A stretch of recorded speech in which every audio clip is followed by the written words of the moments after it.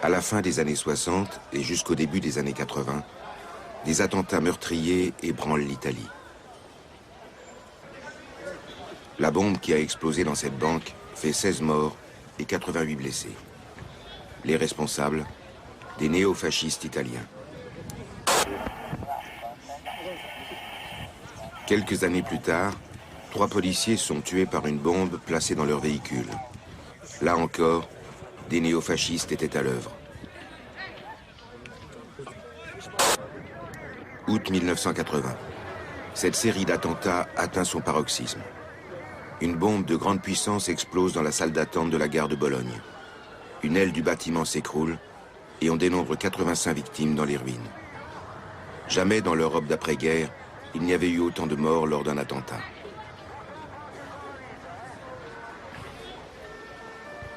En septembre de la même année, à la fête de la bière à Munich, on déplore 13 morts et plus de 200 blessés après l'explosion d'une bombe. C'est l'attentat le plus meurtrier de l'histoire de la République fédérale. En quoi ces attentats se ressemblent-ils? Existerait-il un lien entre eux?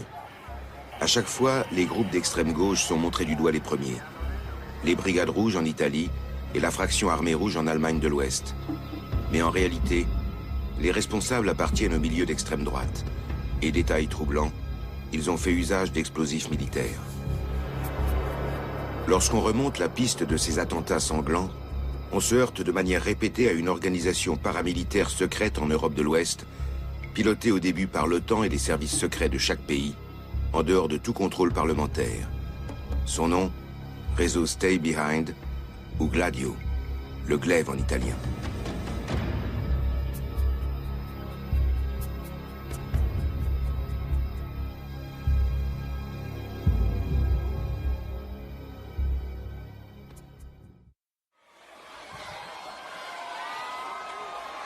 En mai 1945, c'est la fin de la Deuxième Guerre mondiale.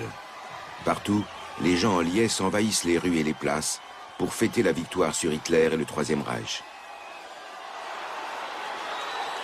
Aux États-Unis, le président Truman s'adresse à la nation dans une allocution à la radio. With the destructive force of war removed from the world, we can turn now to the grave task of preserving a peace. It is one in which we must collaborate with our allies and the other nations of the world. Mais la coopération avec l'Union soviétique, l'allié d'hier, ne dure que quelques mois. Une nouvelle ligne de front se dessine dans le monde. Après le danger fasciste, c'est la peur du communisme qui hante le gouvernement américain. La crainte d'une révolution communiste mondiale. C'est pourquoi le National Security Council voit le jour en 1947 à la Maison-Blanche. Ce Conseil national de sécurité rassemble ministres et conseillers de la présidence. Sa préoccupation essentielle, la sécurité du monde libre et la suprématie militaire de l'Union soviétique. Un an plus tard, ce Conseil de sécurité adopte un programme de plusieurs millions. Il s'agit de mettre sur pied en Europe de l'Ouest des unités paramilitaires secrètes. Elles opéreront à couvert sous le nom de Stay Behind, allusion à ceux qui resteront derrière le front, et plus tard, sous celui de Gladio. L'Université américaine de Washington. Christopher Simpson enseigne ici. Ce professeur d'histoire a publié un grand nombre d'études sur la politique extérieure secrète des États-Unis après 1945.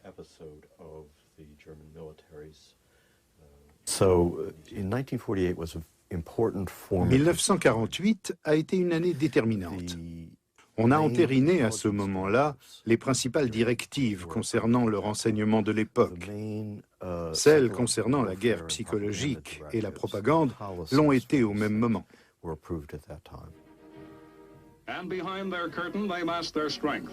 We don't know when they're going to move or if they're going to move west. But whenever and if ever, we've got to be ready. Dans l'éventualité d'une attaque soviétique, les États-Unis mettent sur pied des unités paramilitaires secrètes pour harceler l'ennemi derrière les lignes. Les gouvernements concernés sont d'abord tenus dans l'ignorance. Dans un premier temps, en Allemagne de l'Ouest aussi, on ignore tout de cette armée secrète. Les Américains mettent matériellement et financièrement tout en œuvre pour édifier dans le pays une démocratie destinée à faire rempart au communisme. Personne ne sait vraiment quelles sont les intentions des soviétiques, car à cette époque, les services secrets des États-Unis ne disposent d'aucune information sur l'Union soviétique. Mais les Américains collaborent déjà étroitement avec un officier allemand qui a proposé à leurs services secrets de travailler pour eux. En mai 1945, il est envoyé par avion aux États-Unis avec de précieux dossiers.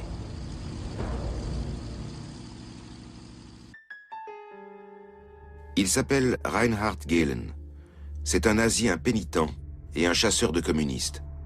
Il opérait au sein du service de renseignement de la Wehrmacht, chargé du front de l'Est. Un vrai spécialiste.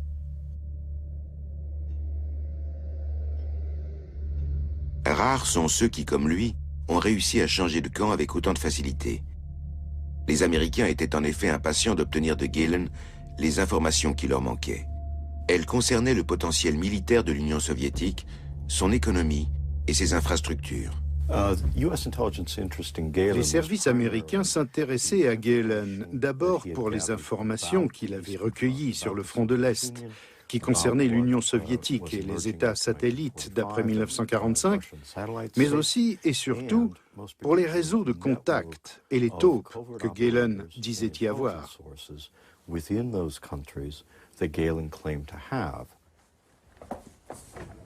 Erich Schmidt-Enbohm est directeur de l'Institut de recherche sur la paix à Weilheim. Ses travaux sur l'histoire et les compromissions des services secrets allemands ont toujours eu un grand retentissement. Gehlen détenait d'une part beaucoup de dossiers provenant du service de renseignement du front de l'Est, donc des informations sur les forces armées soviétiques qui faisaient totalement défaut aux Américains parce qu'ils n'avaient pas espionné leurs alliés de 1939 à 1945.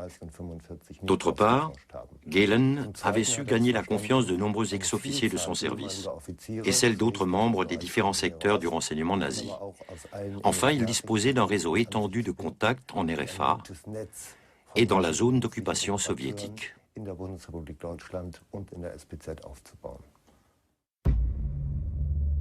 En été 1946, sur ordre des Américains, Reinhard Gehlen est envoyé en Allemagne.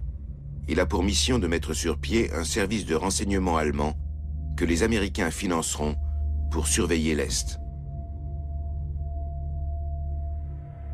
Et Gehlen participe activement à la mise en place du réseau secret Stay Behind, autrement dit Gladio.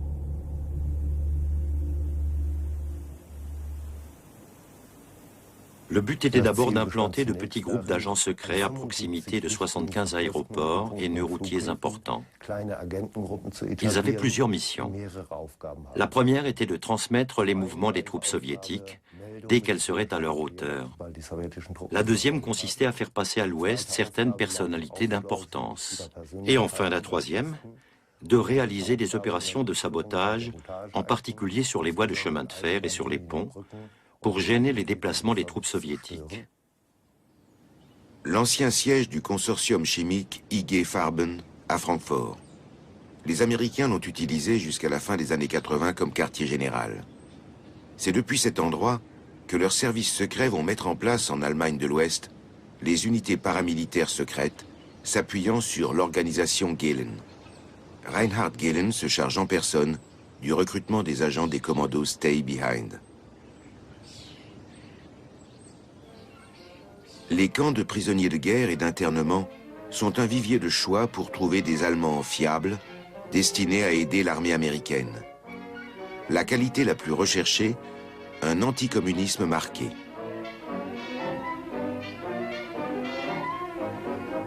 Ces Allemands fiables sont surtout des vétérans de la Wehrmacht ou des Waffen-SS.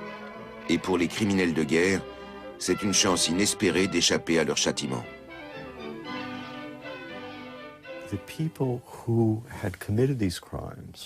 Ceux qui avaient commis ces crimes ont bénéficié d'un tour de passe-passe bureaucratique.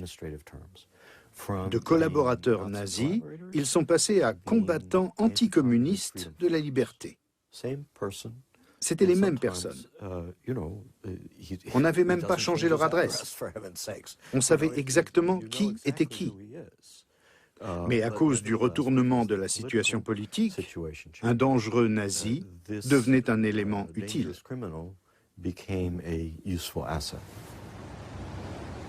Poulard, un faubourg de Munich. Un quartier général s'installe dans l'ex-lotissement Rudolf Hess. En juillet 1949, la CIA prend sous son aile l'organisation Gehlen, ancêtre du BND, le service fédéral allemand de renseignement.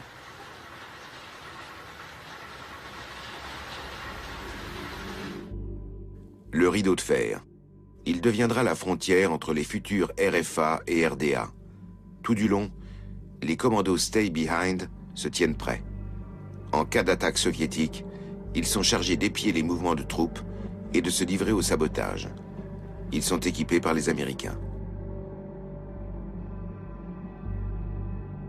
Au début, tous les commandos Gladio sont financés par les États-Unis. Il était interdit par les Alliés de détenir des armes ou des émetteurs-récepteurs. Donc les commandos ne pouvaient s'équiper qu'avec une autorisation de l'armée américaine, plus précisément du Counter-Intelligence Corps.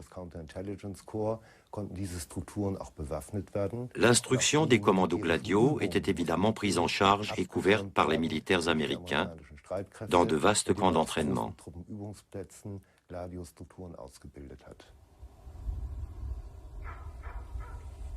C'est surtout à proximité de la frontière avec la future RDA que les recrues des commandos Gladio installent leur dépôt d'armes. Là, ils entreposent des explosifs, des armes et des radios pour le jour X, celui de l'invasion soviétique. Ni la population, ni le gouvernement, ni le Parlement ne sont informés.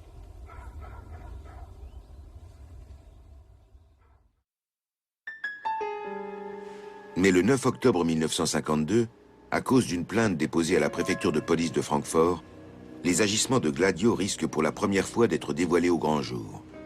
Il apparaît que d'ex-nazis se retrouvent dans une organisation d'extrême droite, le Bund Deutscher Jugend, la Ligue de la jeunesse allemande, appartenant à la mouvance paramilitaire secrète en Europe.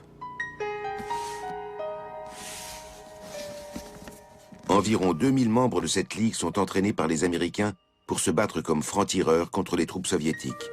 Mais en cas d'invasion, ils sont aussi chargés de s'occuper des collaborateurs potentiels au sein de la RFA.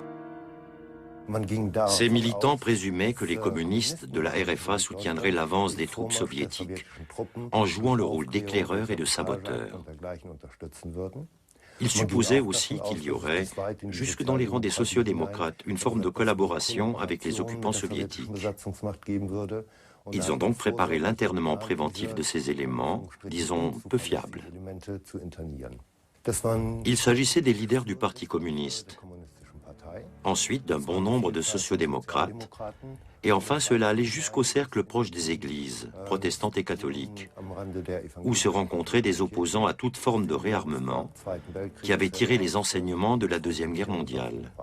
Le mouvement pacifiste naissant en Allemagne de l'Ouest représentait, sans aucun doute, aux yeux des membres de la Ligue de la jeunesse allemande, le danger numéro 1.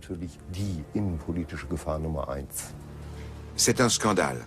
Le Parlement de la Hesse crée une commission d'enquête et l'affaire secoue même le Bundestag.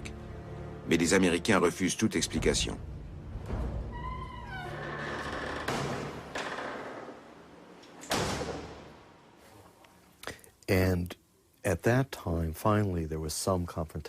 À ce moment-là, on a abouti à une confrontation entre les instances officielles de l'Europe démocratique et le monde clandestin de la politique militaire, avec ses opérations de type Gladio.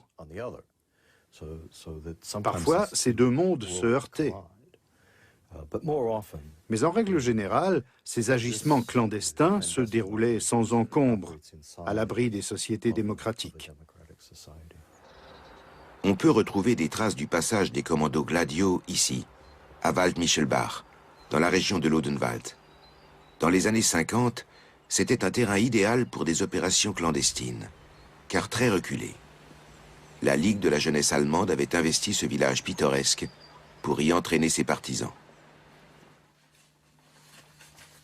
Peter Sattler, un historien local, a passé des années à rassembler et à collationner des informations. Da kamen immer so 5 bis 10 Männer, Ils arrivaient par groupe de 5 à 10 hommes, des inconnus. Dans un village, on s'observe évidemment, mais personne ne les connaissait. Le bruit s'est répandu qu'il se passait quelque chose dans la forêt.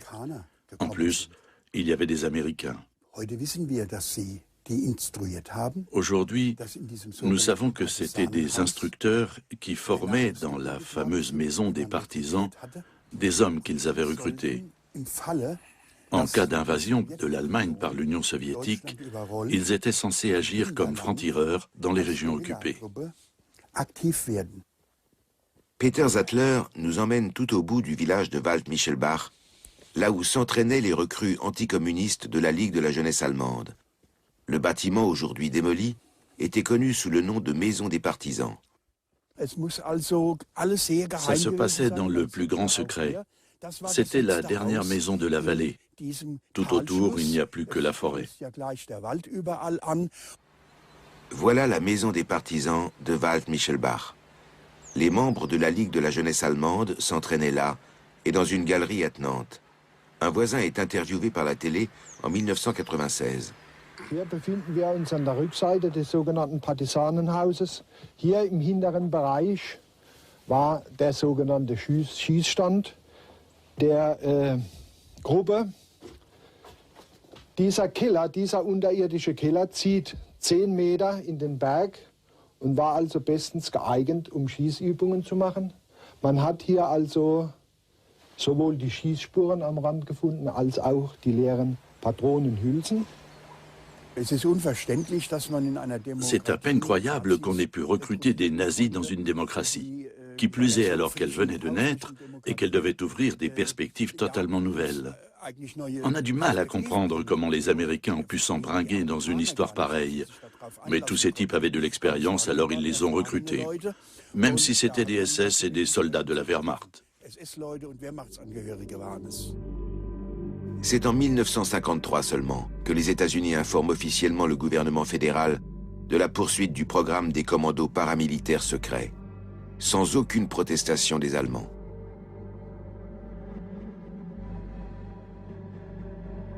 Explication. Depuis 1950, la RFA prépare la création de sa nouvelle armée. Mais un réarmement n'est possible qu'avec l'accord des alliés occidentaux, sous l'égide de l'OTAN et des USA. C'est pourquoi Adenauer souhaite éviter tout conflit avec les Américains. À la fin des années 50, la phase de mise en place des commandos Gladio est terminée. Mais le jour X se fait attendre.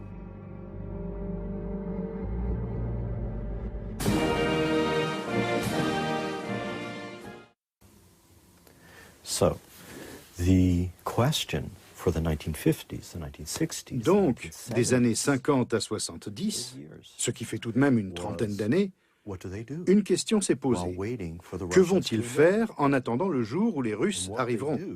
Eh bien, ils se sont mis à s'impliquer clandestinement dans les luttes politiques dans leur propre pays, utilisant la propagande, la violence et l'intimidation. Des luttes politiques clandestines? Est-ce que ça pouvait exister en Italie? Le pays est membre de l'OTAN depuis 1949. Ici aussi, les États-Unis ont mis en place, comme en Allemagne, des commandos Stay Behind ou Gladio. Car ici aussi, on table sur une invasion soviétique et on s'y prépare en secret sans informer qui que ce soit. Mais pour les conservateurs et les néofascistes italiens, l'ennemi s'est depuis longtemps déjà installé dans le pays, c'est le Parti communiste. L'Italie est le pays avec le plus grand nombre de communistes inscrits au PC au monde. C'est le seul pays démocratique où un parti communiste a dépassé les 30% de voix aux élections. C'était en 1975-76. Évidemment, cela préoccupait les commandements militaires internationaux. 1968. Les tensions politiques, amplifiées par un nombre croissant de conflits sociaux, provoquent des troubles en Italie.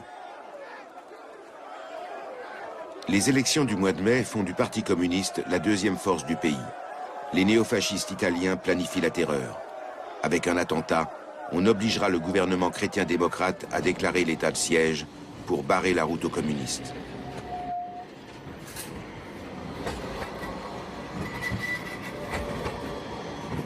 Nous sommes sur la Piazza Fontana de Milan, le 12 décembre 1969. Dans l'après-midi, une énorme explosion ébranle le centre-ville. C'est le premier attentat en Italie dont le Gladio va être soupçonné. À cette heure de la journée, la foule se presse à l'arrêt de tramway. Visée par l'attentat, une grande banque, le Crédit Agricole.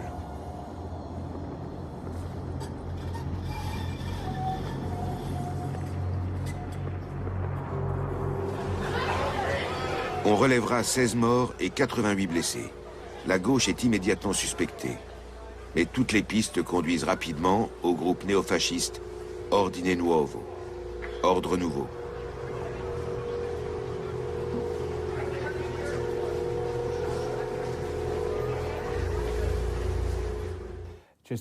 Il y a eu 5 procès liés à l'attentat de la Piazza Fontana. Ils se sont tous soldés par des acquittements. Le dernier s'est terminé il y a 3 ans seulement, avec la condamnation des accusés, mais ils ont été acquittés en appel. Et la Cour de cassation a confirmé l'acquittement. Une demande de réouverture de la procédure a été faite récemment, en fonction d'éléments nouveaux. Mais 40 ans après les faits, ça me semble très difficile de recommencer le procès. Moi, en tout cas, je n'y crois pas.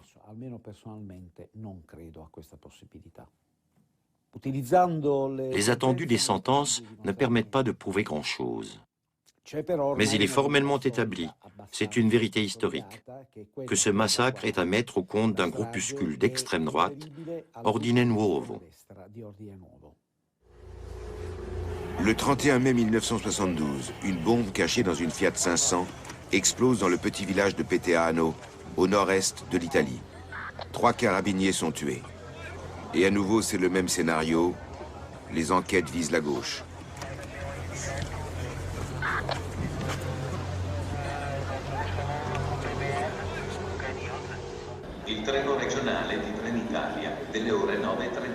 Bologne, le 2 août 1980.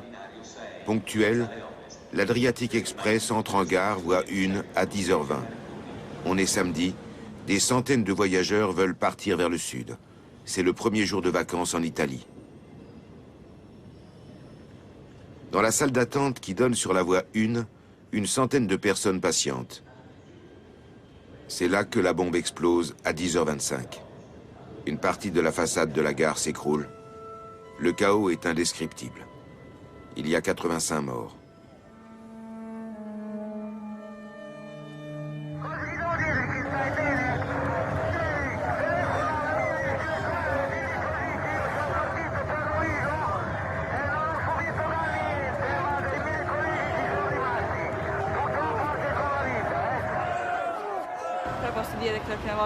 Je suis déjà venue plusieurs fois à Bologne et j'ai vu l'horloge qui s'est arrêtée à l'époque. À chaque fois, je suis très émue.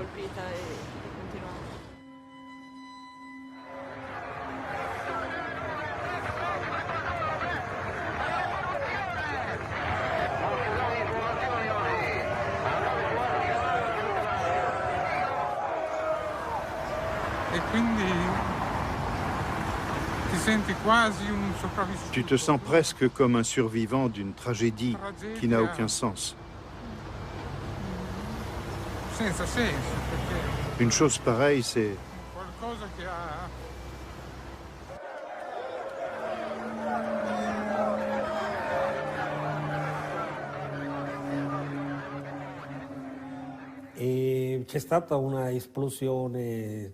L'explosion a été terrible. La gare a été pulvérisée. C'est le massacre le plus terrible que l'Italie a connu durant la période républicaine.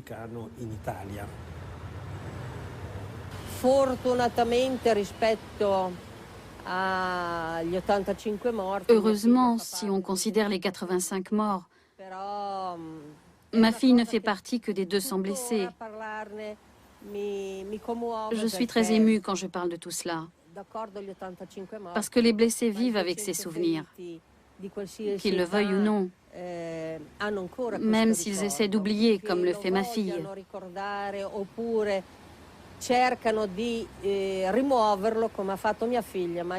Mais je sais, parce que je suis sa mère, qu'elle n'a jamais réussi à oublier ce drame. Elle a une attitude de refus par rapport à tout ce qui touche à notre association des victimes de l'attentat. Elle ne veut pas s'y engager, ni participer aux cérémonies commémoratives. Son comportement découle directement de l'angoisse qui continue à l'envahir, même au bout de 30 ans.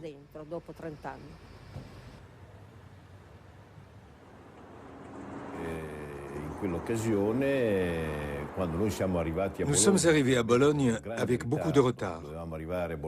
Notre train aurait dû arriver à 10h40, mais nous sommes entrés en gare à 13h30. Évidemment, plus personne n'était là pour venir nous chercher. Petit à petit, nous avons, disons, commencé à comprendre ce qui s'était passé. 3 des personnes venues nous chercher étaient gravement blessées. Et la mère de ma femme avait été tuée.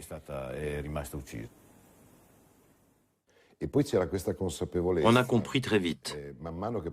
Et notre colère était indescriptible. Nous qui venions de donner un coup de main à la gare, nous avons rapidement réalisé que ça ne pouvait pas être un accident, que c'était un attentat. Immédiatement, on a pensé que c'était une bombe fasciste. C'est la première pensée qui m'est venue à l'esprit.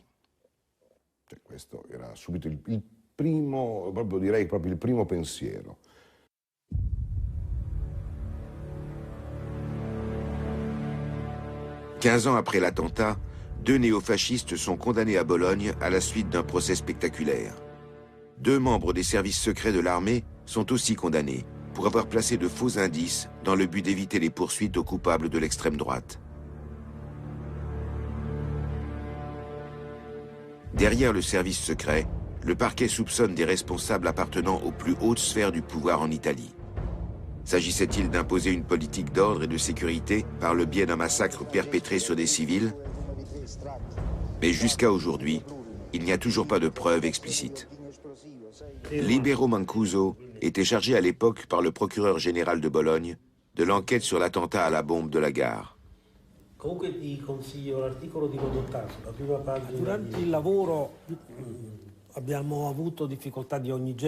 Nous avons rencontré dans notre travail des difficultés de tous ordres, mais surtout parce que certaines institutions de l'État avaient intérêt à dévier l'enquête dans une direction erronée.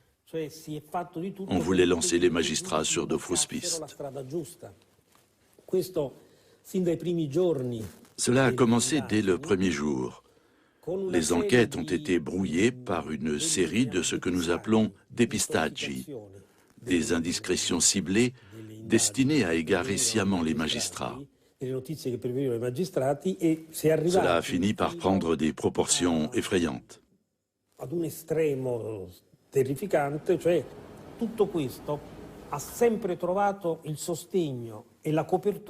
Et tout cela se faisait avec le soutien et la couverture de nos propres services de sécurité. Derrière ces massacres, on discernait toujours des visées très inquiétantes à caractère politique indéniable.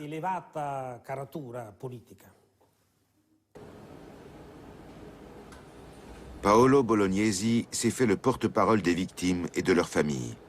Il ne cesse d'exhorter les autorités italiennes à lever le secret d'État qui frappe ces dossiers. Paolo Bolognesi veut que les politiciens, les vrais commanditaires des attentats, soient enfin tenus de rendre des comptes. Nous avons eu en Italie 14 massacres, pas un, 14. Il n'y a pas un seul cas où on a réussi à démasquer les vrais responsables.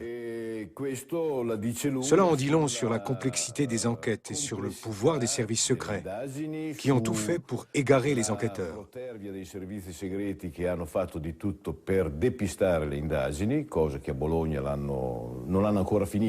C'est exactement ce qui est arrivé dans le cas de l'attentat de Bologne.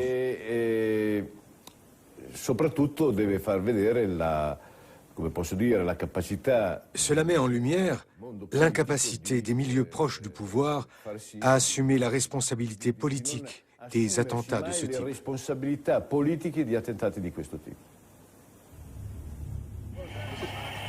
Malgré tout, au cours de l'enquête sur l'attentat ayant causé la mort des 3 carabiniers en 1972 à Peteano, des révélations sur les dessous de l'affaire sont apparues au grand jour. À Venise, en 1981, soit 9 ans après l'attentat de Peteano, le juge d'instruction de l'époque, Felice Casson, déclenche une sensation politique. Il reprend l'enquête sur l'attentat et découvre l'existence de Gladio et l'implication de ses commandos paramilitaires.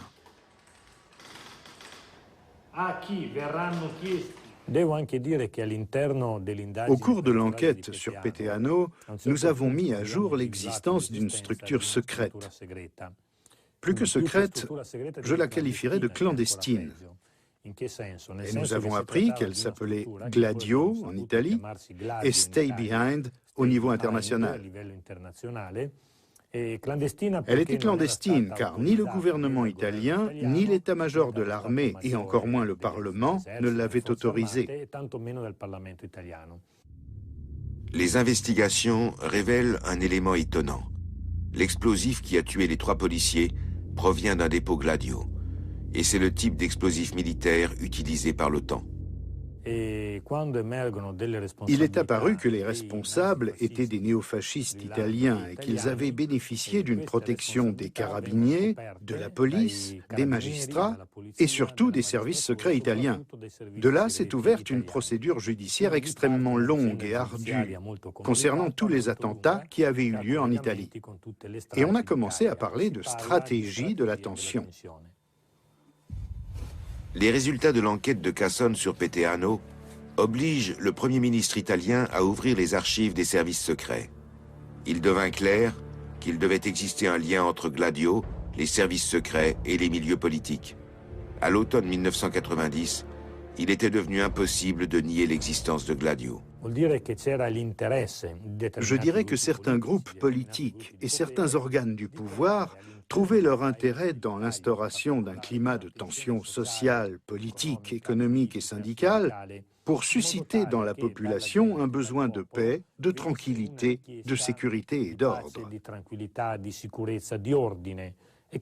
C'était une tentative de bloquer les évolutions sociales dans le pays pour sauvegarder le statu quo. Ceux qui étaient au gouvernement devaient rester aux commandes. Et cette stratégie passait au besoin par l'emploi des bombes, des attentats et des meurtres. Les gouvernements conservateurs italiens et les services secrets ont-ils utilisé Gladio à des fins politiques ? Même une commission d'enquête parlementaire ne put répondre définitivement à cette question.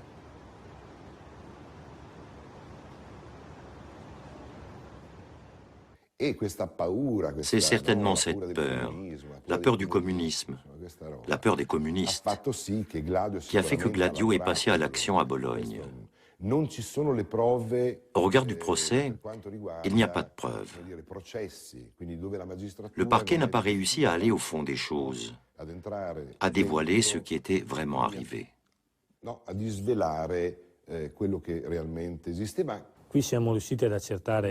Nous avons réussi à élucider certaines choses, comme pour l'attentat de Peteano. Dans les autres cas, nous sommes restés bredouilles. Nous ne disposons toujours pas d'une vision d'ensemble sur le rôle joué par Gladio. Il y a des témoins encore en vie qui refusent toujours de parler. Je crois qu'ils mourront en emportant leurs secrets dans la tombe. Mais les investigations de Casson auront au moins permis à la commission d'enquête parlementaire d'auditionner le Premier ministre italien, Giulio Andreotti. Celui-ci reconnaît officiellement l'existence de Gladio, non seulement en Italie, mais aussi dans tous les pays membres de l'OTAN et en Suisse. Dans l'Europe entière, des voix s'élèvent pour exiger que toute la lumière soit faite. Où mène la piste de Gladio dans les autres pays européens? Dans quelle mesure les gouvernements étaient-ils informés? Quelle forme ont pris les activités de Gladio? Des commissions d'enquête sont créées en Suisse et en Belgique. Là aussi, leurs conclusions sont décevantes. En France, les archives restent fermées. Personne ne cherche à approfondir, la presse est muette. Le gouvernement ouest-allemand refuse lui aussi d'informer l'opinion publique, et ce, en dépit des indices concrets sur une implication éventuelle de Gladio dans l'attentat de la fête de la bière à Munich.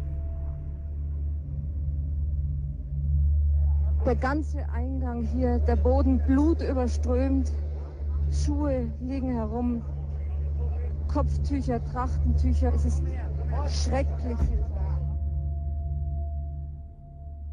À Munich, le 26 septembre 1980, une bombe explose à 22h19 devant l'entrée principale de la fête de la bière.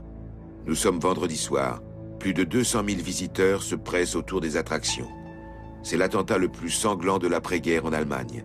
13 morts et 211 blessés, dont certains grièvement atteints.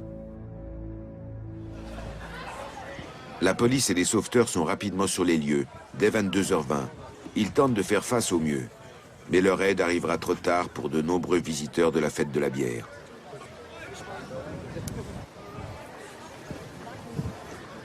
L'explosion a été si puissante qu'elle a tué et blessé les gens dans un rayon de 50 mètres. Les survivants sont encore marqués par les suites de cet attentat. Ursula Zasse et son époux Siegfried se trouvaient avec leur fils de 6 ans à proximité de l'explosion. Ils évoquent cet instant et comment il a affecté leur vie par la suite. Je n'avais plus qu'une seule pensée. Tu vas mourir. C'était ce que je ressentais. Tu vas mourir. Puis je me suis allongée. J'ai voulu lever mon bras. J'avais du sang partout parce que mon bras ne tenait plus que par un lambeau de chair d'un demi-centimètre d'épaisseur. Mon père a essayé de la tirer par le bras. Moi, je ne voyais que sa bouche grande ouverte, le visage déformé par le cri qu'elle poussait parce qu'elle ne pouvait pas se lever. Elle était gravement atteinte au bras, avait la bouche pleine de sang, les dents de devant arrachées et la lèvre éclatée. Mais sur le moment, je ne m'en suis pas rendu compte. J'ai juste vu qu'elle criait. Il l'a doucement reposée à terre, puis il s'est retourné avec moi vers la place et a dit « On va s'étendre ici ».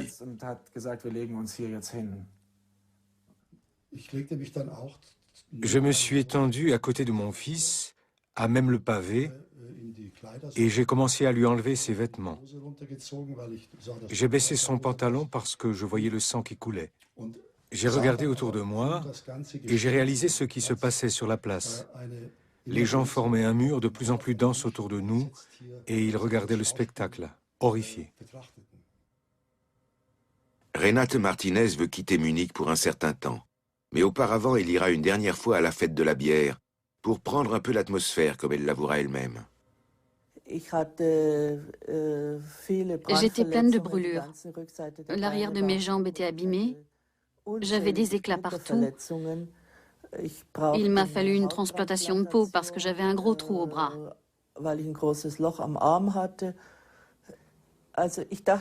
J'étais persuadée d'avoir été gravement blessée parce que personne ne se trouvait derrière moi.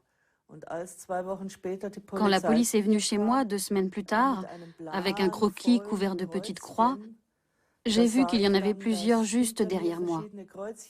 J'ai demandé au policier ce que ça voulait dire. Il était gêné. Il ne voulait pas me répondre. Je lui ai dit, ce sont des morts, toutes ces petites croix? Il a fait oui. J'ai été très émue parce que j'ai compris que je n'étais que légèrement blessée, grâce à ceux qui étaient morts derrière moi. J'ai eu d'énormes difficultés à m'en remettre.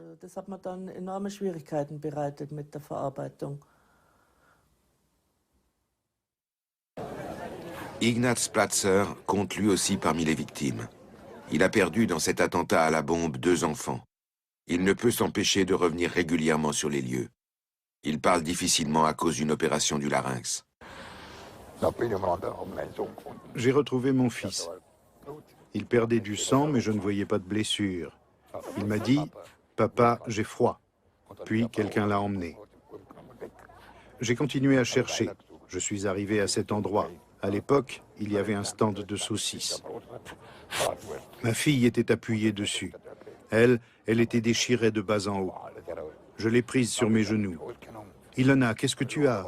Je vais t'aider. » Elle a dit « Papa, aide-moi, ça me fait trop mal. » Et puis elle a fermé les yeux, elle était morte. Le lendemain, je ne m'étais même pas couché. J'avais fumé toute la nuit. Un type de la police m'appelle. « Monsieur Platzer, j'ai une triste nouvelle, votre fils est mort lui aussi. » C'était comme si le monde s'écroulait autour de moi. Ils étaient ce que j'avais de plus cher.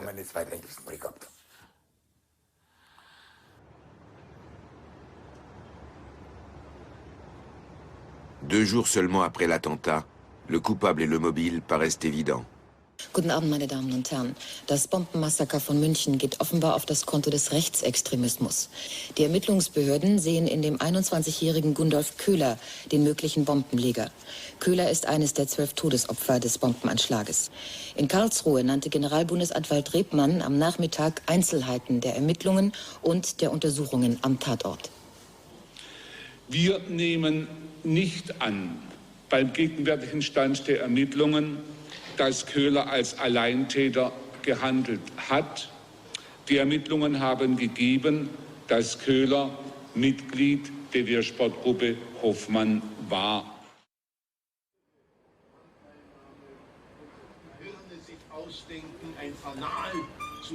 Le 12 septembre 2008, on inaugure la nouvelle stèle commémorant l'attentat.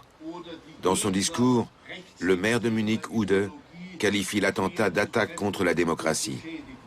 Deswegen ist das hier kein Gedenkort für eine längst abgeschlossene und nie wiederholbare Gefahr.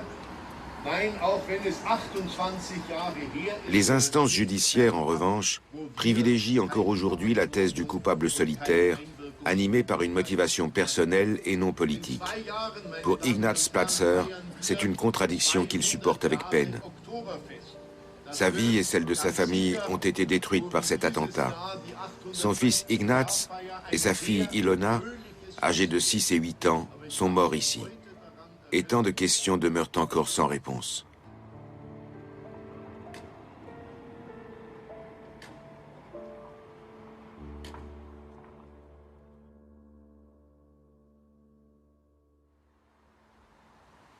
C'est ici, dans le faubourg munichois de Ramersdorf, que vit le journaliste Ulrich Chaussy. Si le dossier de l'attentat de la fête de la bière n'a pas été enterré, c'est surtout à lui qu'on le doit. Sans son travail de recherche, le dossier aurait disparu dans les armoires de l'administration. Il a su pointer du doigt les incohérences de l'enquête et remettre la version officielle en question. Je suis allé en tant que journaliste de la radio-télévision bavaroise couvrir une réunion organisée par l'avocat Werner Dietrich, le défenseur de certaines des victimes. Il les a informés de l'avancée de l'enquête et a fait remarquer qu'on n'avait pas réussi à mettre en lumière les dessous de cet acte criminel. Les victimes voulaient savoir ce qui s'était réellement passé, mais les investigations officielles, en tout cas c'était à l'époque la position des autorités, ne pouvaient leur fournir aucune réponse.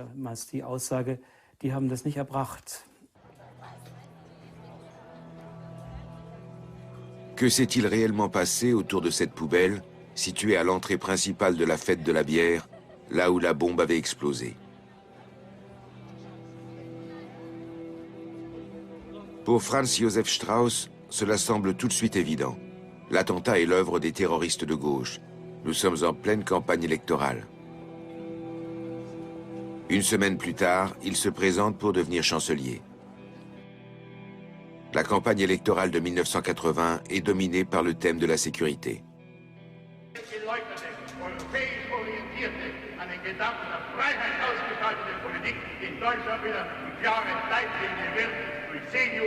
C'est le cheval de bataille de Strauss, champion d'une politique de fermeté sans compromis. Et il s'y entend pour provoquer ses adversaires.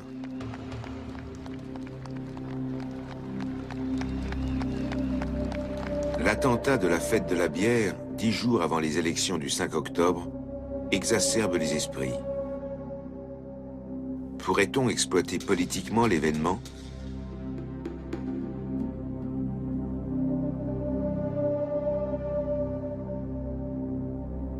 Les leaders conservateurs pensent tenir un argument imbattable. Ils concluent aussitôt que l'attentat de Munich est signé par l'extrême gauche, plus précisément par la RAF, la fraction armée rouge. Strauss tire à boulet rouge sur le ministre de l'Intérieur de l'époque, Gerhard Baum, membre du Parti libéral. Wir werfen Herrn Baum schuldhaftes Verhalten vor. Schuldhaftes Verhalten einmal, dass in den letzten Jahren die Nachrichten- und Sicherheitsdienste so demoralisiert, so geschwächt und so entmutigt hat, dass die Beobachtungs- und Aufklärungstätigkeit im Stadium vor der Begehung von Anschlägen erheblich geschwächt, eingeschränkt und weitgehend wirkungslos geworden ist. Offenbar hat Strauss eine Gelegenheit. De toute évidence, Strauss pensait avoir trouvé l'occasion de me régler mon compte. J'ai senti le danger et compris ce qui allait me tomber dessus, même si je n'ai pas douté une seule seconde d'avoir agi correctement.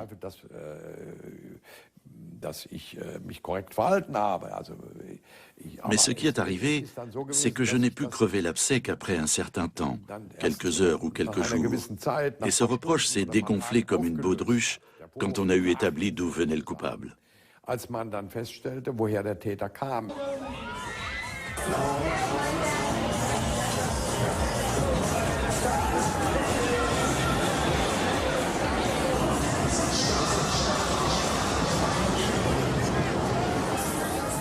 La Theresienwiese à Munich. Tous les ans à l'automne, c'est dans ce pré que la plus grande fête foraine du monde, la fête de la bière, ouvre ses portes à plus de 6 millions de visiteurs venus du monde entier. Ainsi, le 26 septembre 1980, le jour de l'attentat. Nous sommes vendredi. Les tentes géantes sont dès midi déjà bien remplies. L'ambiance est décontractée, joyeuse. Et un agréable week-end d'automne s'annonce. En ce 26 septembre, s'engage inexorablement la marche vers l'attentat le plus meurtrier de l'histoire de la RFA. L'enquête a révélé que le terroriste Gundolf Köhler quitte Donaueschingen au volant de sa Ford Consul gris métallisé, immatriculé VSDD 500, en direction de Munich.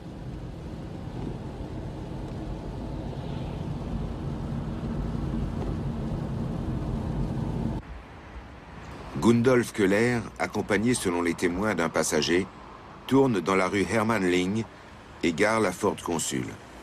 Au bout de cette rue se trouve son but, la fête de la bière.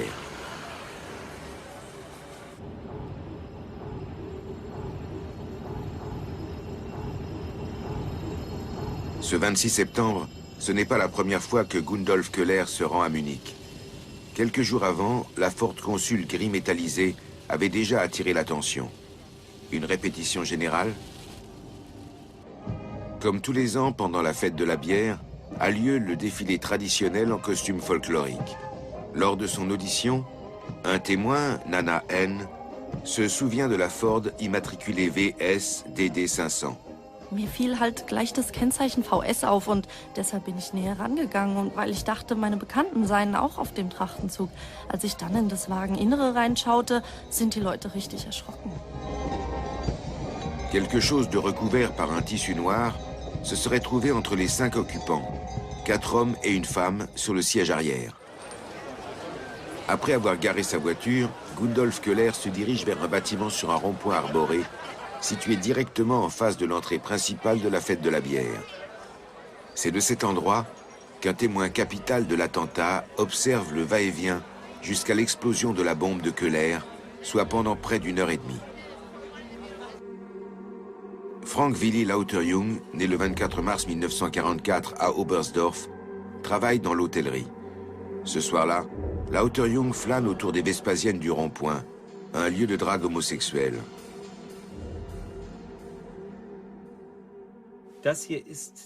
Voici le témoignage très détaillé de Frank Lauterjung. Il a observé Gundolf Köhler devant l'entrée de la fête de la bière. J'ai filmé une reconstitution de sa déposition avec les 2 acolytes de Köhler pour qu'on puisse se rendre compte combien la version du crime en réunion est crédible.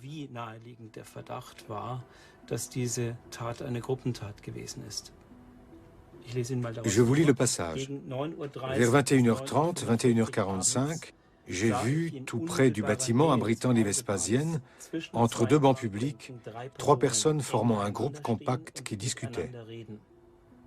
Les 2 hommes qui accompagnaient Köhler ont attiré mon attention, surtout à cause de leurs cheveux très courts. De plus, ils m'ont semblé être assez fébriles.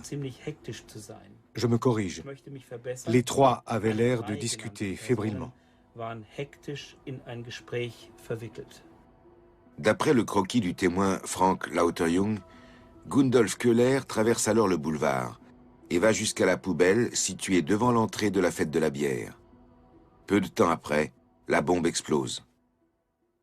Mit einem Flugblatt und Fragen an die Bevölkerung versucht die Polizei, die Tatumstände und den Hintergrund des Bombenanschlages weiter aufzuhellen. Die Behörden bitten um Hinweise, die auf Wunsch auch vertraulich behandelt werden, über Gundolf Köhler ebenso wie über seine Begleiter. Außerdem wird nach seinen Aufenthaltsorten und nach seinem Lebenskreis gefragt. Dans la nuit qui suit l'attentat, se tient une conférence de presse avec le gratin de la politique accouru aussitôt sur les lieux. La direction de la police bavaroise prend tout de suite l'enquête en charge et 2 jours plus tard, elle crée une cellule spéciale fête de la bière forte de 40 policiers. Peu après, alors qu'on soupçonne un attentat terroriste, l'enquête est reprise par le procureur fédéral de la RFA. Was hier an Erkenntnissen vorliegen. Es handelt sich um hochbrisanten Sprengstoff, mindestens im Kilobereich. Langemann, le directeur des renseignements généraux de l'époque au ministère bavarois de l'Intérieur, croit devoir protéger Strauss d'un retournement de situation. Or, des éléments ultra secrets de l'enquête étaient parvenus en sous-main à des journaux à grand tirage. Quelques heures après l'attentat, il possédait des informations qu'il n'avait pu obtenir que par l'intermédiaire de Langemann. Dans le journal des interventions de la police, par exemple, le nom de Köhler apparaît pour la première fois à 9h20, environ une dizaine d'heures après l'attentat, transmis au journaliste à Sensation qui le cite presque mot à mot.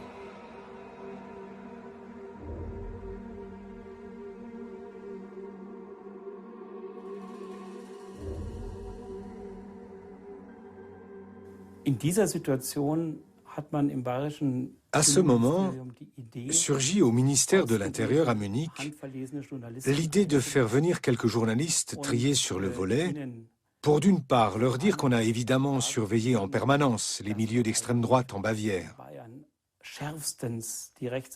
et d'autre part pour leur jeter en pâture certains résultats de l'enquête, quasiment minute par minute.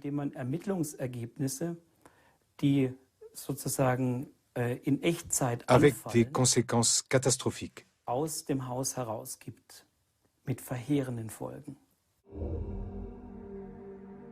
Journal de la police, 27 septembre 1980, 10h03.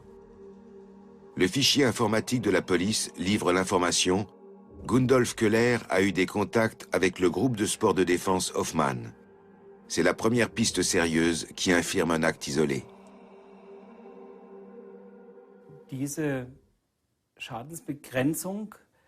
Ce bouclier politique a entraîné d'énormes dégâts au niveau de l'enquête criminelle. Parce que l'entourage de Köhler a ainsi tout de suite été sur ses gardes.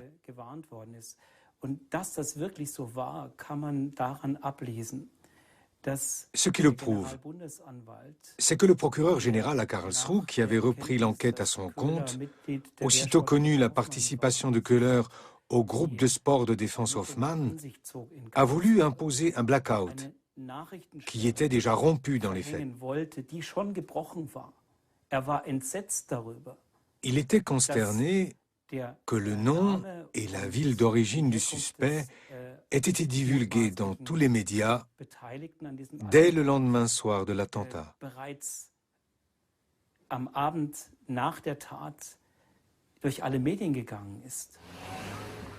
À peine un jour après l'attentat, les journalistes de la presse à Sensation arpentent Donaueschingen à la recherche de détails sur la vie et l'entourage de Köhler. La police ne commencera son enquête que 7 jours plus tard, un délai largement suffisant pour effacer des traces ou pour harmoniser des témoignages.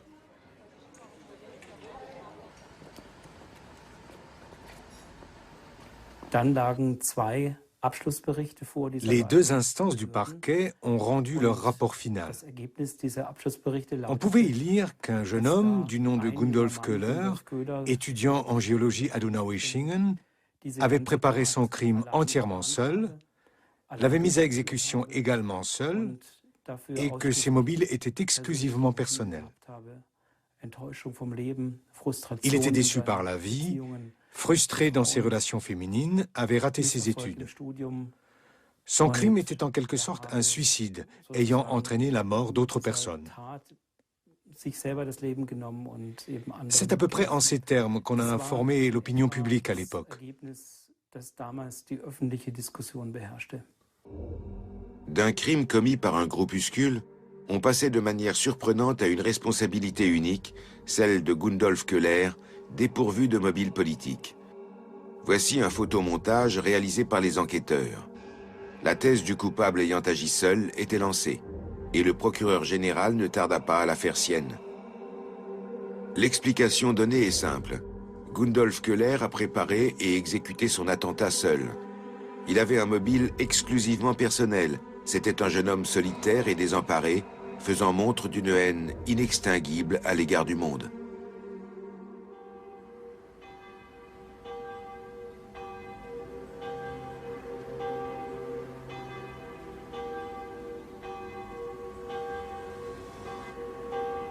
Gundolf Köhler a grandi ici, à Donaueschingen, au bord de la forêt noire. Ulrich Saucy a cherché des traces de la biographie de Köhler dans sa ville natale. Il désirait savoir si l'image du coupable isolé et désespéré que les enquêteurs essayaient d'accréditer pouvait coller à la réalité.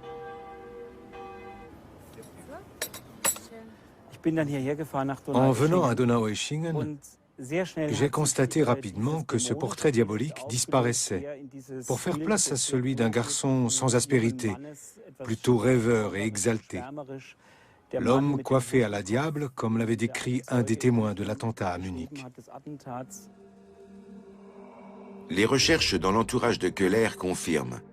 De nombreux indices vont à l'encontre de la thèse du mobile personnel. Quand on vit isolé, sans aucun contact, on ne passe pas une petite annonce pour jouer dans un groupe en tant que batteur. On n'a pas de job de vacances. On ne sillonne pas l'Europe avec un billet interrail. Et surtout, on n'ouvre pas un plan épargne-logement quelques semaines avant de dire adieu au monde dans une énorme explosion. Il y a quelque chose qui cloche. C'est la maison des parents de Gundolf Köhler à Donaueschingen. Elle est perquisitionnée par la police après l'attentat. Dans la cave, les enquêteurs découvrent des copeaux de métal, des produits chimiques et des outils permettant d'ouvrir des bombes. Peut-on dire que cela renforce la thèse du crime commis seul?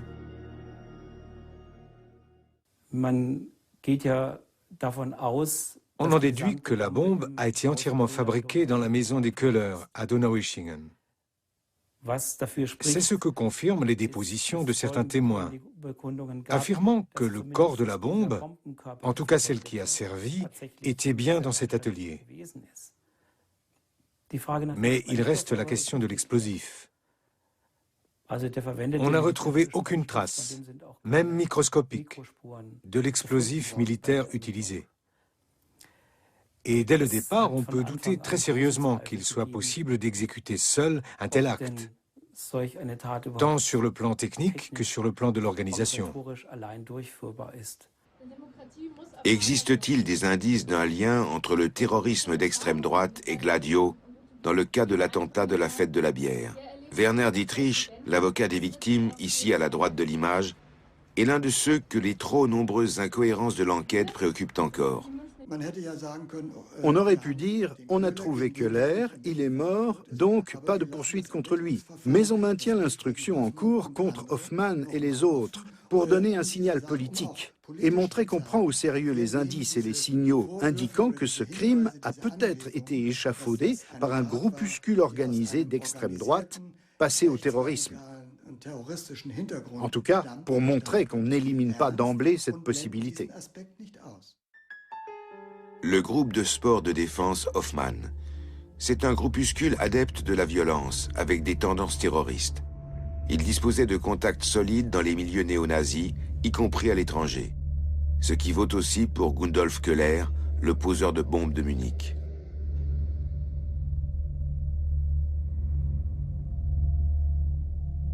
Commando. C'est le titre du magazine édité par le groupe de sport de défense Hoffmann. Il ne paraîtra que 5 fois, mais sera distribué dans toute l'Europe.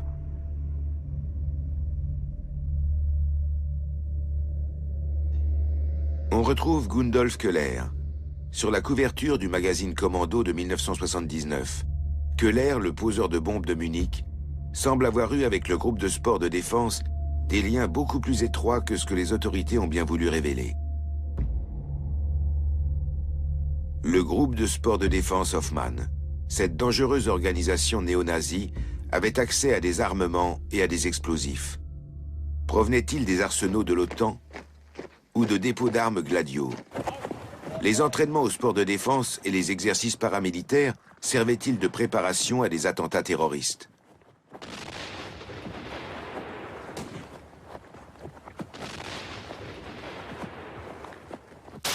Le 30 janvier 1980, 8 mois avant l'attentat de la fête de la bière, le ministre de l'Intérieur, Gerhard Baum, avait fait interdire le groupe de sport de défense Hoffmann.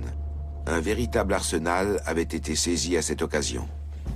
Die Tätigkeit der Wehrsportgruppe konnte nicht länger hingenommen werden. Durch ihr spektakuläres Auftreten ist sie in den vergangenen Jahren in besonderem Maße in das Blickfeld der Öffentlichkeit gerückt. Sie übt im gesamten... Also, ich habe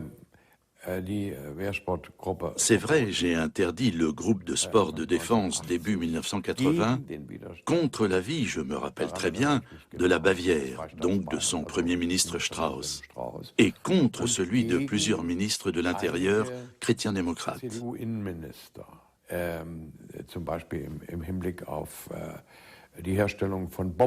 On savait qu'ils s'entraînaient à fabriquer des bombes et au maniement des armes. Ça ne pouvait s'expliquer que par l'intention de les utiliser. Nous redoutions qu'ils passent de l'entraînement à l'action concrète.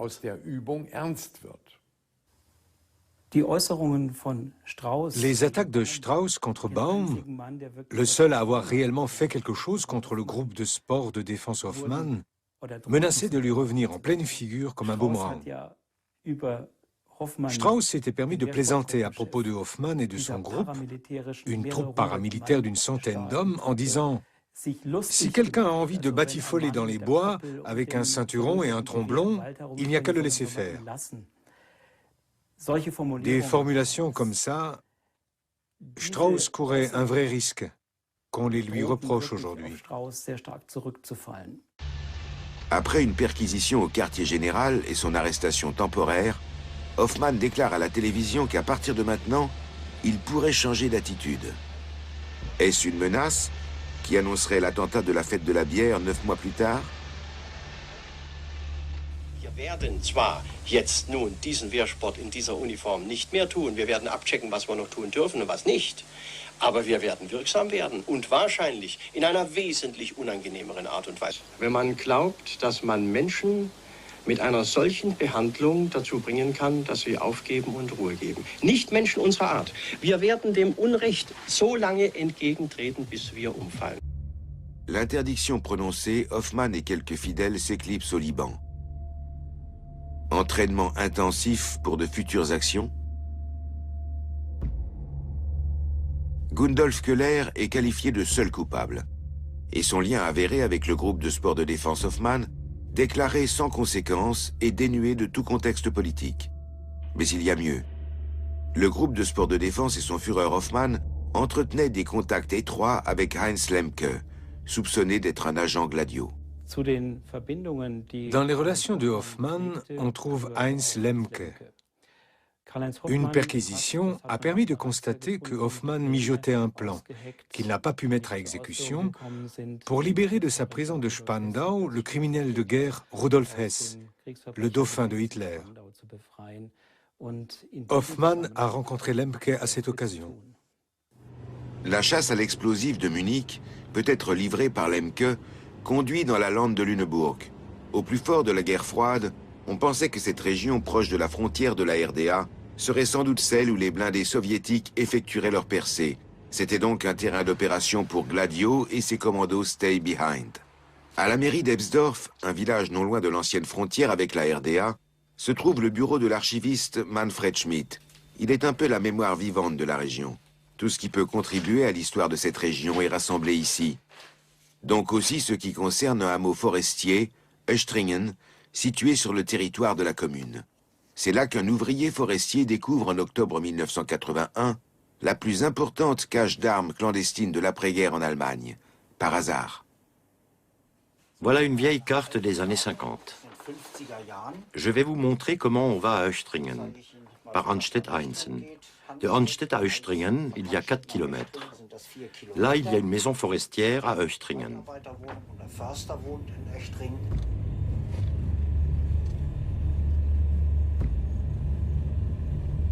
Et 1 kilomètre plus loin, dans la forêt de Susing, pratiquement déjà dans la forêt, se trouve la maison forestière de ce monsieur Lemke, qui avait caché en face de sa maison, dans une carrière de gravier abandonnée, une partie des armes.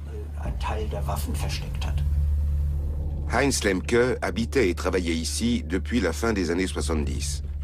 En 1959, il avait fui la RDA et avait tout de suite rejoint des associations d'extrême droite. 2 jours seulement après l'attentat de la fête de la bière, le 28 septembre 1980, la police, sur la foi d'un renseignement venu de Munich, fouille la maison de Lemke à la recherche d'explosifs. Sans résultat. Elle ne recherchera d'éventuelles caches d'armes que 2 ans plus tard. Grave erreur.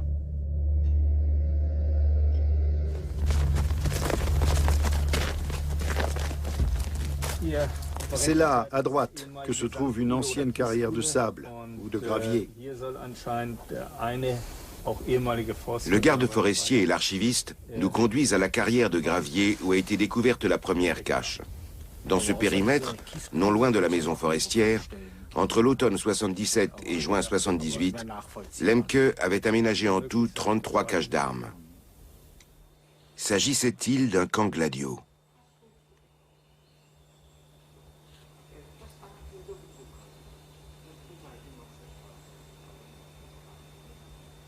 Polizei und Bundeskriminalamt nahmen Ermittlungen auf. Zwar brachten sie schnell heraus, wer die Waffendepots angelegt hatte, der 44-jährige Forstfacharbeiter Heinz Lemke, ein gerichtsbekannter Rechtsextremist. Er zeigte der Polizei auch weitere Verstecke. Lemke avait été incarcéré le 27 octobre 1981 et pendant sa détention provisoire, il avait indiqué l'emplacement des caches d'armes. Eine Waffen- und Munitionssammlung von höchster Brisanz. 156 Kilogramm Sprengstoff, 230 Kilogramm Sprengkörper, über 13.000 Schuss Munition, 258 Übungshandgranaten, einige Gewehre, eine Maschinenpistole, aber auch hochgiftige Stoffe wie Cyankali oder Arsen waren sorgfältig verpackt im Waldboden verborgen.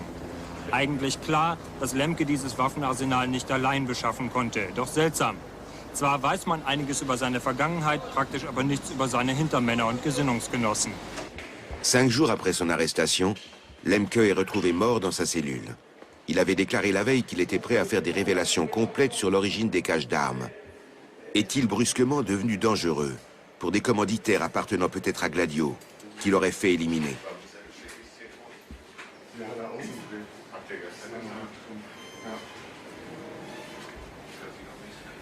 Le journaliste Eckhard Spoh a mené à l'époque ses propres investigations sur la mort de Lemke.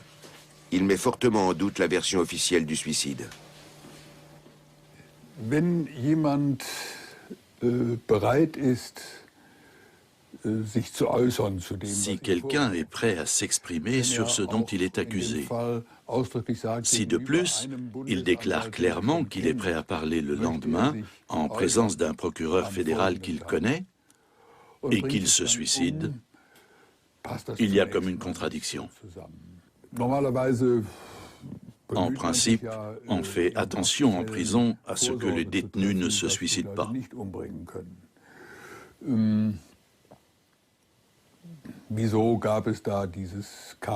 Pourquoi ce câble qui lui a permis de se suicider?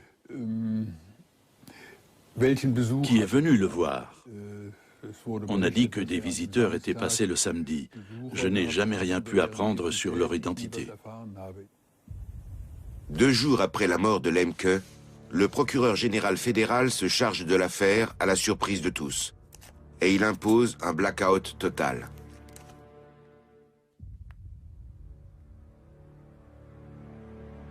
Fin 1982, l'enquête est close définitivement. À l'instar de Gundolf Köhler, le terroriste de la fête de la bière, Heinz Lemke aurait également agi seul. Ce serait un collectionneur d'armes aux idées d'extrême droite. Une étonnante concordance. Mais un passage dans les attendus du procureur général fédéral soulève le doute. Ils font apparaître comme possible qu'il ait été pénétré d'une crainte que la raison ne peut expliquer entièrement, celle d'une invasion soviétique, et qu'il était décidé à s'opposer aux assaillants attendus en tant que combattant isolé ou en tant que chef de franc-tireur. Il pourrait avoir dans ce but rassemblé et enterré les armes et les munitions trouvées dans les caches souterraines. Ce que le procureur général fédéral a écrit là, en tant que combattant isolé ou en tant que chef de franc-tireur, c'est exactement le concept de Gladio. Le procureur renforce en fait le doute. Les caches d'explosifs de Lemke feraient-elles partie du réseau Gladio? L'explosif utilisé à Munich provient-il peut-être des réserves de Lemke? Le procureur général fédéral n'envisage même pas cette possibilité.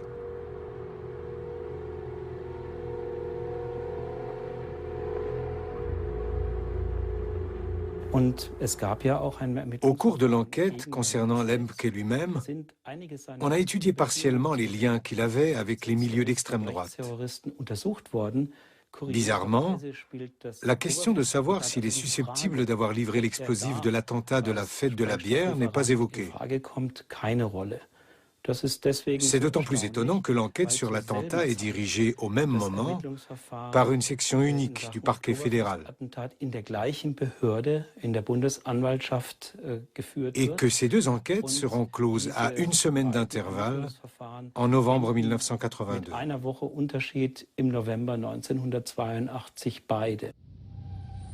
Le cas Lemke n'est pas le seul à poser problème. Quand la police clôt l'enquête de l'attentat de la fête de la bière en novembre 1982, il reste bien des aspects étranges et des questions sans réponse. Certains témoins meurent prématurément. Certaines dépositions ont disparu dans les conclusions. Et il y a des témoins importants que la police ne se donne même pas la peine d'interroger. L'un d'entre eux se suicidera plus tard dans une barre de HLM à Rothgau dans la Hesse. Il s'appelle Stefan Wagner. Il est fiché comme néo-nazi et comme lieutenant de Karl-Heinz Hoffmann. Au terme d'une folle course-poursuite, il met fin à ses jours. Accoutré d'un semblant d'uniforme SS, il prend des otages, les tireurs d'élite de la police à ses trousses. Il hurle qu'il a participé à l'attentat de la fête de la bière, mais que jamais il ne se laissera prendre vivant.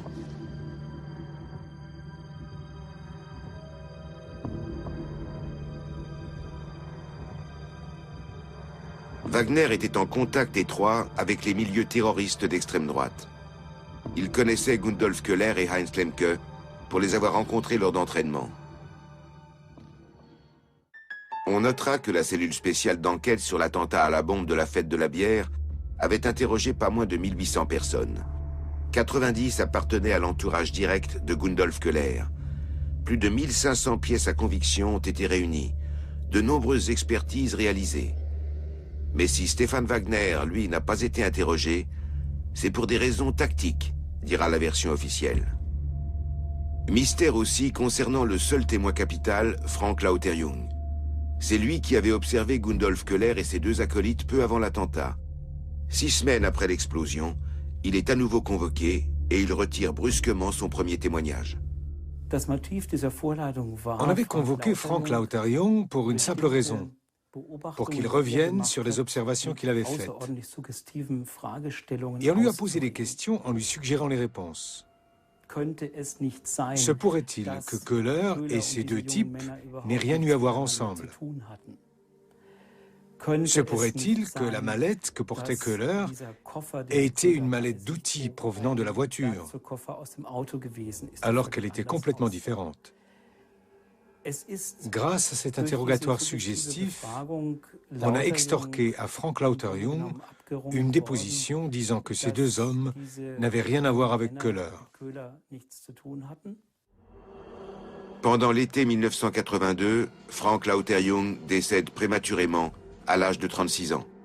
Avec lui, disparaît le témoin le plus important de l'attentat à la bombe. Autre exemple. Une femme qui se trouvait sur les lieux de l'attentat tout de suite après l'explosion a témoigné qu'elle avait remarqué une scène insolite. Deux hommes se tenaient là. L'un des deux était plus ou moins en train de s'accuser. Il disait « Aide-moi, aide-moi, c'est pas ma faute, je n'ai pas voulu ça ». Une déposition qui aurait valu qu'on s'y intéresse. Mais les pistes qu'on a laissées tomber sont tellement nombreuses. Celle du photographe Oswald Baumeister, par exemple. Le jour de l'attentat, il teste son nouvel appareil photo à la fête de la bière. La bombe explose. Il n'est pas très loin. Il prend les premières photos du carnage. Certaines seront publiées. Aurait-elle pu fournir des renseignements sur d'éventuels complices? La police ne s'y est jamais intéressée. Donc j'ai réagi en professionnel. Je ne pensais plus. Ou seulement en termes de plans d'ensemble, de demi-ensemble, les gros plans. C'était clair, je dois l'avouer, je ne voulais pas m'approcher trop près. Et puis il y a eu ce moment un peu étrange où je me suis dit, nom d'un chien, tu es là à faire des photos, tu ferais mieux d'aider. Mais il y avait déjà des gens qui s'occupaient des blessés. Quand je suis rentré chez moi, je m'attendais à avoir un appel sur mon répondeur ou au journal d'un organe officiel. Je pensais qu'on allait me dire « Vous étiez le premier photographe sur les lieux. Est-ce qu'on peut voir le film en entier ?» Puisque j'étais là avant la police.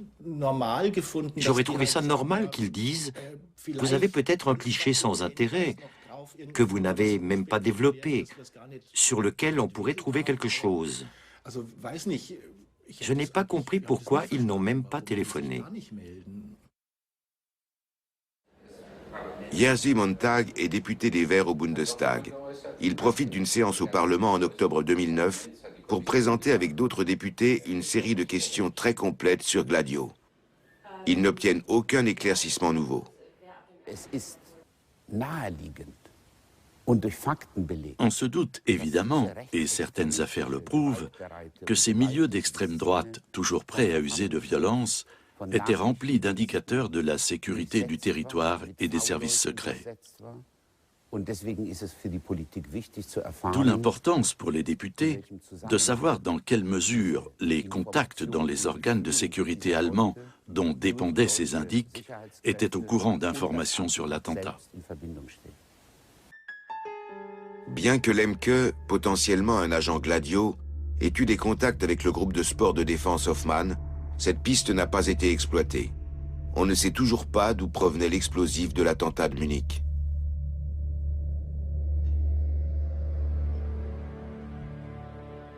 Reconstituer aujourd'hui les rapports de cause à effet à l'aide de techniques nouvelles est impossible. En effet, en réponse à une demande écrite, le parquet fédéral a reconnu que toutes les pièces à conviction de l'attentat de la fête de la bière avaient été détruites en 1997-98. Il ajoutait brièvement que ceci était une procédure administrative habituelle. Y a-t-il eu un lien entre les commandos Gladio et l'attentat de Munich? Si oui, fallait-il l'occulter? Les organes du gouvernement responsables des services secrets et par conséquent les premiers ministres de tous les partis de 1953 à 1990 ont été tenus informés de cette organisation secrète, mais pas le Parlement.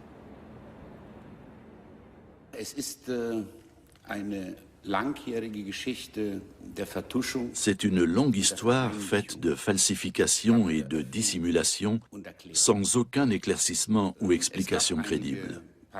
Il y a eu quelques questions et quelques interventions au Parlement avec l'appui des Verts, que ce soit en Allemagne ou au Parlement européen. Mais il n'y a jamais eu de la part des gouvernements, ni de celle des organes de sécurité, la moindre velléité ou le moindre intérêt à apurer ce passé.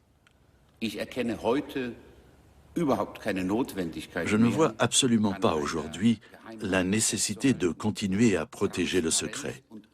Il faut mettre fin au non-dit et entreprendre publiquement un travail de mémoire lucide sur cet épisode de l'histoire de l'après-guerre de l'Allemagne de l'Ouest. Tout ceci ne cadre pas avec l'image idyllique d'une petite RFA bien propre sur elle. Cela vient bien sûr aussi ternir l'image de son chancelier Adenauer, qui est resté une référence idéologique pour les chrétiens démocrates. Cela vaut aussi pour les pratiques de Strauss, qui est pour les chrétiens sociaux de la Bavière une personnalité équivalente. Service secret, extrême droite, indicateur. Les commandos Gladio ont existé en Allemagne. Leur contrôle a-t-il échappé aux autorités? Les activistes d'extrême droite ont-ils utilisé ces structures pour leur propre compte? Une chose est sûre, le Parlement n'était pas informé. Comme pour l'Italie, seule l'ouverture des archives pourra répondre à ces interrogations. Mais jusqu'à aujourd'hui, tous les gouvernements ont opposé un refus à cette demande, craignant sans doute d'éventuelles révélations.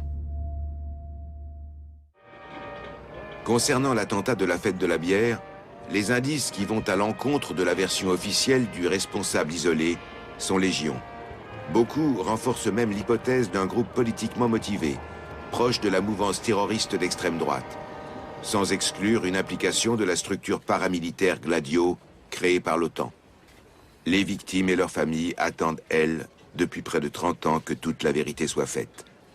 Elles attendent toujours. Toute cette affaire, c'est pour elles une blessure qui ne se referme pas. Leurs enfants sont morts, beaucoup sont mutilés à vie. Pour retrouver un jour la paix, il faut que tout le monde sache ce qui s'est réellement passé.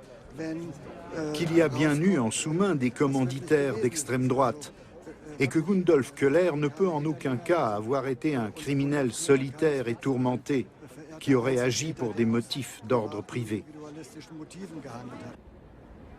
Les victimes de l'attentat de la fête de la bière devront continuer à vivre avec leurs souvenirs. Je me souviens que M. Strauss est venu me voir en famille à l'hôpital. J'étais en soins intensifs. Il me toisait, ça me fait encore rire. Et sa femme lui a dit « Regarde Franz », ou un autre petit nom. « Regarde Franz, quelle misère !» Là-dessus, il se retourne à moitié et dit en bavarois le plus pur « Ça me rappelle la guerre, j'y étais. » Oui, on était bien en Bavière. Et malgré toute cette tragédie, j'ai pensé, ça c'est vraiment son style. Évidemment, j'aimerais avoir des explications honnêtes. Je crois qu'on préfère toujours la vérité, même si elle doit éventuellement se révéler dérangeante. J'ai soif de justice, parce que je considère cette thèse du responsable isolé comme parfaitement intenable. Et je voudrais absolument que les vrais coupables soient traduits devant les tribunaux.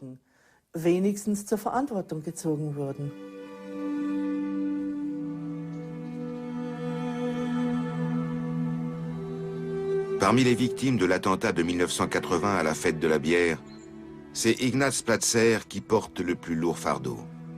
Il ne lui reste plus qu'un fils sur ses 5 enfants.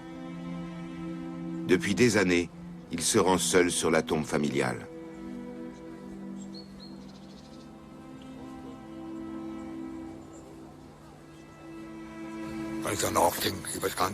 Quand je repense à tout ça et que je me retrouve ici, ça me rend très triste. Je me sens seul. Et puis je me dis, pourquoi moi je suis resté? Pourquoi? J'ai 4 enfants qui sont tous là-dedans. Il n'y a pas pire perte pour un être humain, à moins de mourir soi-même. Peut-être devait-il mourir pour que je vive, qui sait? C'est comme ça que je le ressens.